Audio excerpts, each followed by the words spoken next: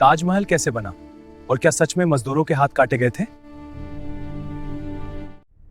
क्या आपने सुना है ताजमहल बनाने के बाद हजारों मजदूरों के हाथ काट दिए गए थे ताकि कोई और ताजमहल जैसा कुछ बना ही ना सके? पर क्या यह सच है या सिर्फ एक पॉपुलर मिथ? आज हम जानेंगे ताजमहल की असली कहानी। यमुना नदी के किनारे खड़ा दुनिया का सबसे खूबसूरत मॉन्यूमेंट ताजमहल सिर्फ एक बिल्डिंग नहीं है, यह है एक शहंशाह के प्यार की निशानी। मुगल एम्परर शाहजहां ने यह ताजमहल अपनी बेगम मुमताज महल की याद में बनवाया था। ताजमहल का कंस्ट्रक्शन शुरू हुआ सन 1632 में। इसे बनने में लगभग 20 साल का समय लगा। लगभग 20,000 से ज्यादा कारीगरों और मजदूरों ने इस पर काम किया। ये कारीगर सिर्फ भारत से नहीं थे, कुछ पर्शिया से आए, कुछ टर्की से और कुछ सेंट्रल एशिया से। सफेद संगमरमर राजस्थान से लाया गया, कीमती पत्थर दूसरे देशों से। सोचिए कितनी बड़ी प्लानिंग और मेहनत लगी होगी। अब आते हैं सबसे मशहूर कहानी पर। हाँ शुरू करो जी, सुनने के लिए तैयार हैं। क्या बात बताओ ना, शुरू हो जाए। कहा जाता है कि ताजमहल बनने के बाद शाहजहां ने मजदूरों के हाथ काट दिए। कारण? ताकि कोई और कभी ताजमहल जैसा कुछ बना ही ना सके। यह कहानी इतनी बार सुनाई गई कि लोग इसे सच मान बैठे।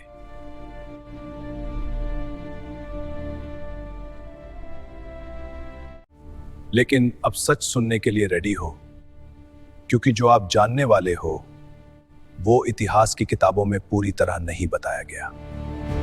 हिस्ट्री के किसी भी ऑथेंटिक रिकॉर्ड में मजदूरों के हाथ काटने का कोई प्रूफ नहीं मिलता।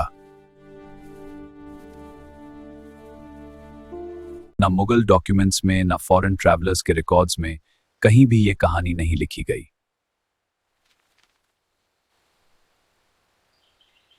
बल्कि सच ये है, मुगल पीरियड में कारीगरों को रेस्पेक्ट दिया जाता था। तुम्हारी मेहनत के पैसे समय पर, धन्यवाद हुजूर। उन्हें समय पर पैसे मिलते थे और उनकी काम की इज्जत की जाती थी। अगला होता यह था कि कई स्किल्ड कारीगरों को परमानेंट काम भी दिया गया था।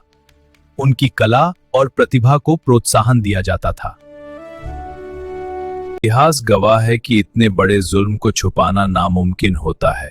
अगर इतनी बड़ी घटना हुई होती तो इतिहासकार उसे जरूर किताबों के पन्नों में दर्ज करते हैं।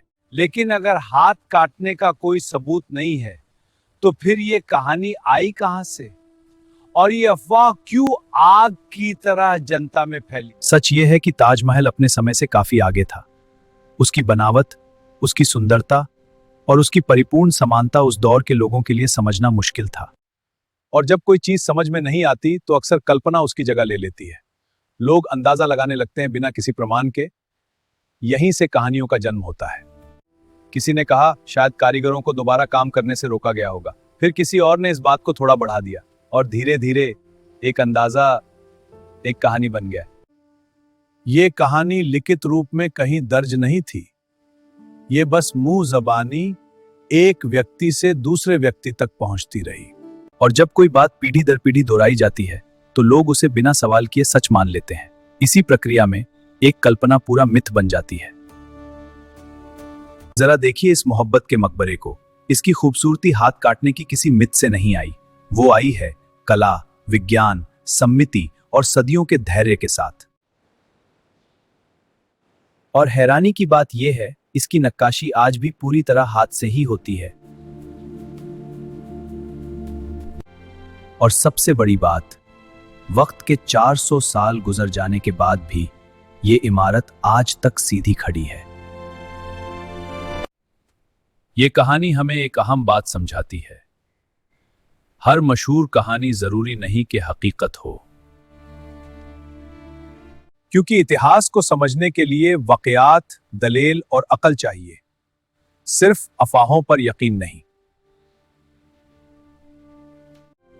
ताजमहल सिर्फ प्यार की निशानी नहीं है, यह इंसानी कल्पना, बेमिसाल कारीगरी और सदियों की मेहनत की अमर पहचान है।